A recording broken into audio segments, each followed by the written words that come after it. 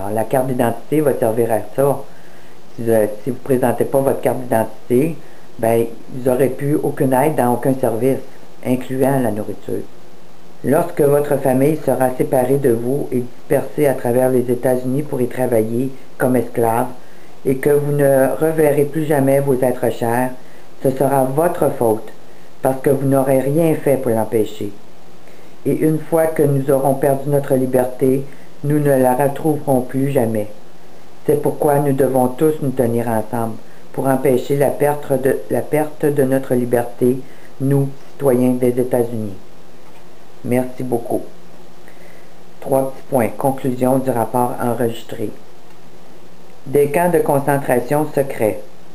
Nous possédons des rapports de première main concernant des activités étranges ayant lieu dans des endroits isolés sur des terres de forêt nationales de l'Oregon et de l'Idaho.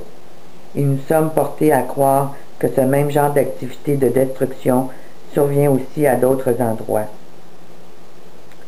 Destruction est le terme exact pour signifier le dénuement complet de surface de 50 acres et plus par le service de forêt ou par des entrepreneurs privés. Ces terrains sont vidés de toute branchaille, pierre ou roche, n'ayant plus qu'un pouce de diamètre sur toute leur surface, et jusqu'à une profondeur de 2 pieds, puis des clôtures hautes de 8 pieds, allant ainsi à une profondeur de 4 pieds sous le sol, sont érigées autour de ces périmètres. Alors qu'avons-nous derrière ces clôtures? Ostensiblement, les clôtures sont là pour empêcher les animaux d'atteindre les plants, car d'après les services forestiers, ce sont des endroits pour faire germer de jeunes plants. Il y a une certaine logique dans tout ceci. Pourtant, le fait d'enterrer la clôture à une telle profondeur est troublant. À la lumière des plans de l'administration Bush, soit d'incarcérer ceux qui s'opposent un peu trop à sa guerre de banquier, une autre utilisation pour ces complexes vient à l'esprit. Les agents fédéraux ne prennent plus la peine de dissimuler leurs plans pour suspendre la Constitution sous prétexte d'une quelconque urgence. La FEMA a été prévue et préparée pour appliquer la future dictature militaire. L'inaccessibilité de ces nouveaux complexes, avec en plus la volonté des services forestiers de cacher ces endroits au public, augmente lourdement l'idée de camps de concentration, construits sur des terres publiques. Et pourquoi pas? Les régions naturelles désignées coïncident étrangement avec les ressources naturelles dont on a désespérément besoin. Le gouvernement fédéral a confisqué en échange de légères compensations des propriétés privées dans des endroits éloignés et les a transformées en terrains pour la chasse. Les simples citoyens ne peuvent se rendre dans ces forêts autrement qu'à pied ou à cheval et doivent camper de façon primitive tandis que des hommes parviennent facilement à leur quartier par hélicoptère. Quelques-uns d'entre nous par le passé ont été embauchés par le service des forêts pour construire des cabanes en rondins dans des régions sauvages pour les chasseurs et les campeurs, et des centaines d'habitations privées sur des exploitations minières légales forçant pratiquement le peuple à quitter de vastes étendues de terre publiques. Dans les dernières années, le gouvernement a établi des permis et des frais pour des tâches aussi banales que celles de couper du bois pour faire un feu. Les règlements de chasse et de pêche sont plus restrictifs que jamais et dans certains États, les gardes-chasse sont armés, ce qui mène à d'inévitables confrontations. Tony Blizzard, de National Educator, California. Alors, je peux vous dire que derrière ce programme de l'UNESCO, tous les sites protégés fédéraux, il se passe beaucoup de choses derrière ce programme. Comme le fait justement, qu'est-ce que je viens de lire, ou aussi le fait d'empêcher les populations de pouvoir évacuer dans ces zones-là, car ils seront considérés comme des criminels parce que ces terres sont maintenant protégées par les Nations Unies, supposément pour la protection de l'environnement, la protection de la culture.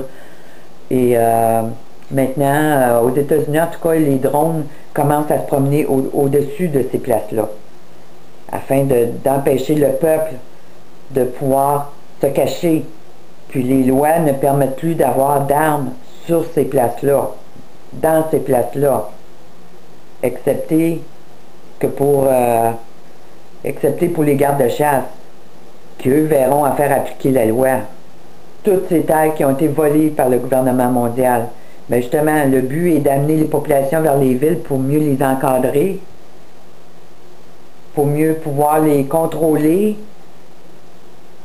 dans cet esclavage qui prend place,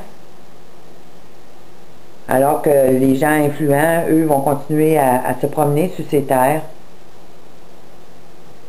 puis à être protégés contre ces invasions de villes qui vont amener une grande destruction chez les populations via les gangs de rue puis tous les autres groupes sous tutelle du gouvernement, puis cet état policier.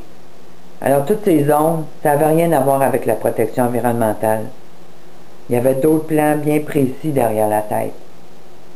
Puis les gens qui vont se retrouver dans ces zones-là, ben soit qu'ils vont être arrêtés, soit qu'ils vont être tués, parce que c'est sûr qu'en temps de guerre, les gens vont essayer de résister puis de se défendre.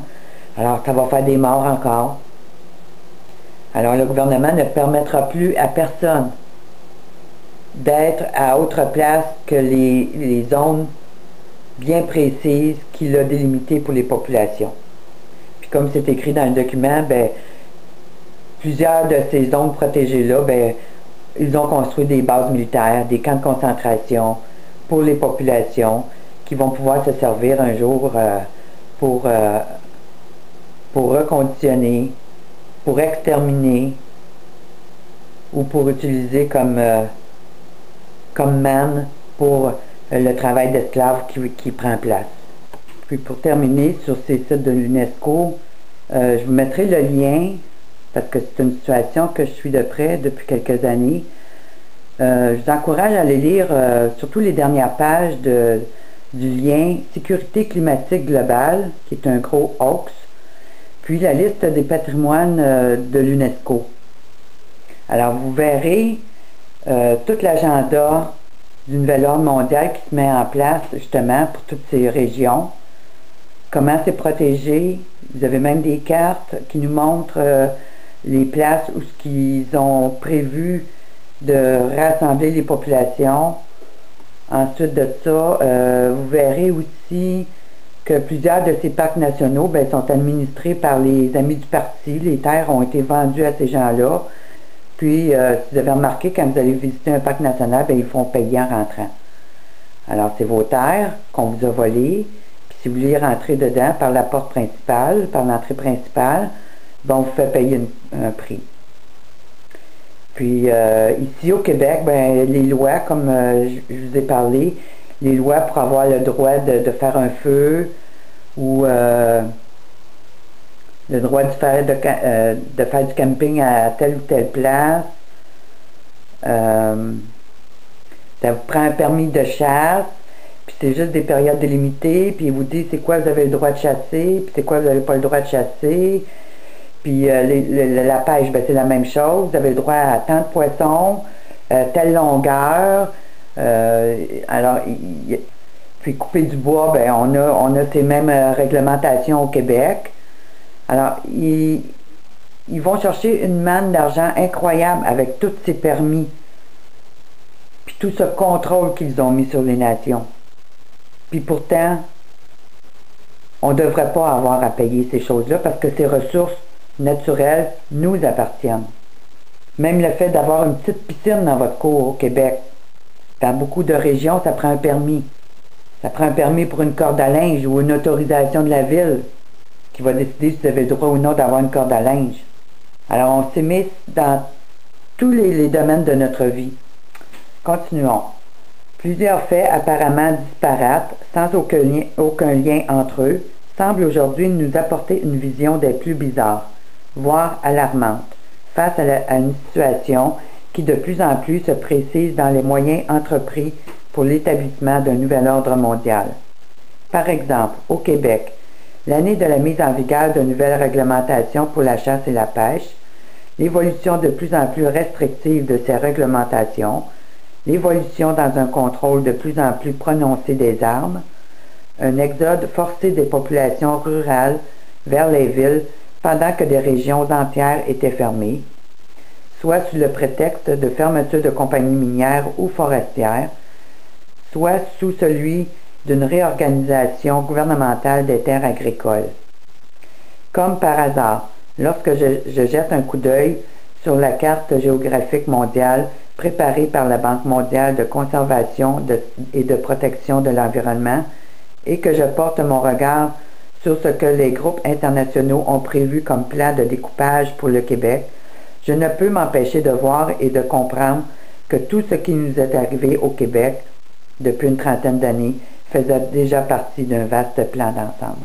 Puis il y a quelques semaines, j'ai vu un reportage à la télévision, puis on montrait que juste au Québec, il y avait près de 200 petites villes dans les régions rurales qui avaient fermé sous le couvert de fermeture d'entreprise. Puis pour aider à faire avancer cet agenda, ben là, on arrive avec toutes sortes de raisons pour fermer les banques, fermer les magasins, fermer les services sociaux pour les citoyens. Alors, quand les gens n'ont plus de services dans leur propre ville, ben, qu'est-ce qu'ils font? Ben, ils s'en vont vers la ville. Alors, ils tombent dans le piège justement de cet agenda du nouvel ordre mondial. Alors, tout est mis en place justement pour faire avancer cet agenda. Puis au Québec, ben, c'est comme partout ailleurs. Ça avance.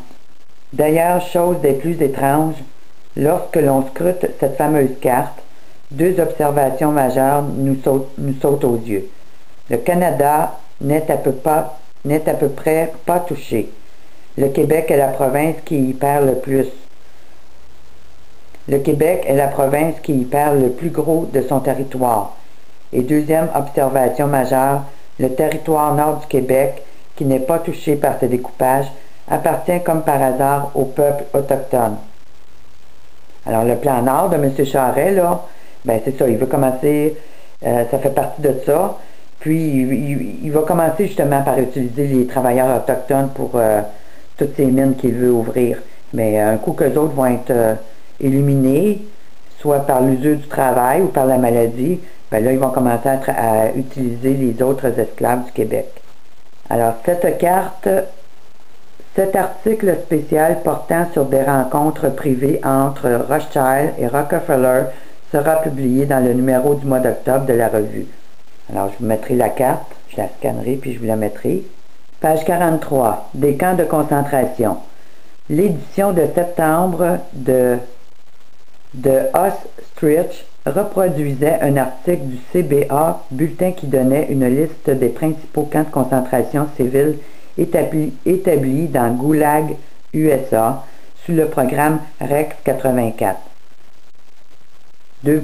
FT Fort Chaffee, Arkansas, Fort Drum, New York, Fort India Gap en Pennsylvanie, Camp A.P. Hill en Virginie, Oakdale, Californie, Eglin Air Force Base, Floride, Vandenberg, AFB, Californie, Fort McCoy au Wisconsin, Fort Benning en Georgie, Fort UHUK en Arizona, le camp Chrome en Floride.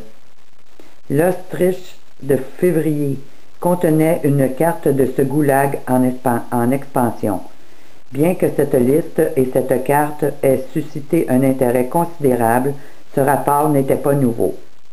Depuis au moins 20 ans, des patriotes informés lancent des appels d'alarme pour nous informer des sinistres complots visant à incarcérer les dissidents qui s'opposent au plan du syndicat hellénistique pour un nouvel ordre mondial totalitaire. En effet, le complot avait été reconnu avec l'empiètement insidieux du régionalisme dès les années 60.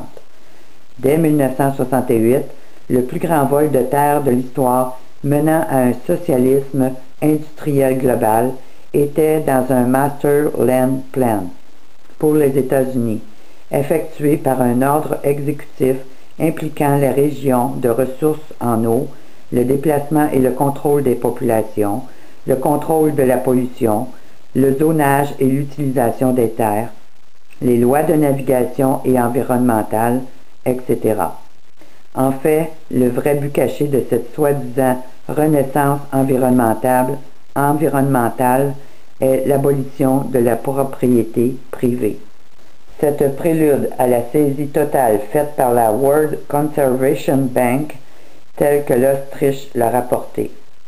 La carte sur la page ci-contre ainsi que la liste ci-dessous des ordres exécutifs disponibles pour l'imposition d'une situation d'urgence proviennent toutes deux des dossiers des années 1970 d'alerte de feu le général P.A. Del Valle, V-A-L-E. Documents qui nous furent envoyés par Merritt Newby, éditeur du American Challenge, aujourd'hui fermé. J'ai tenté de communiquer avec Merritt Newby, route 15, box 197, Athènes, Alabama, 35611, entre parenthèses 205-732-4386, fermez la parenthèse, où j'ai appris le décès survenu en mai 93, d'après ce qui me fut rapporté alors par téléphone de Merritt. Ici, j'ai la liste à la page 38 des ordres exécutifs qui vont être applicables en temps de situation d'urgence de loi martiale. Je vous les mettrai à la fin du document.